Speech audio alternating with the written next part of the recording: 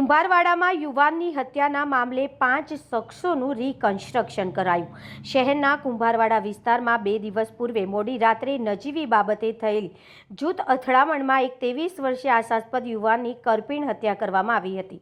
જોકે ઘટનાની ગંભીરતા જોઈ બોરતળાવ પોલીસે તાત્કાલિક એક્શનમાં આવી ગણતરીના કલાકોમાં જ 5 હત્યારાઓને ઝડપી લઈ ઘટના સ્થળે લઈ જઈ રિકન્સ્ટ્રક્શન કરવામાં આવ્યું હતું। આ વેળાએ લોકોના ટોળે ટોળા ઉમટી પડ્યા હતા। આ બનાવ અંગે બોરતળાવ પોલીસ મથકેથી જાણવા મળતી વિગતો અનુસાર શહેરના કુંભારવાડા ગુજરાત હાઉસિંગ બોર્ડ વિસ્તારમાં રહેતા સાહિલભાઈ સૈયદ ઉંમર વર્ષ 23 પાસે આરોપીઓએ એક્ટિવા માંગ્યું હતું। એક્ટિવા આપવા જેવી સામાન્ય બાબતે બોલાચાલી થયા બાદ મામલો ઉગ્ર બન્યો હતો। આ તકરાર લોહિયાળ અથડામણમાં ફેરવાઈ હતી, જેમાં સાહિલભાઈ પર જીવલેણ હુમલો કરવામાં આવતા તેમનું કરુણ મોત નીપજ્યું હતું। હત્યાની જાણ થતાં બોરતળાવ પોલીસનો કાફલો ઘટના સ્થળે દોડી ગયો હતો।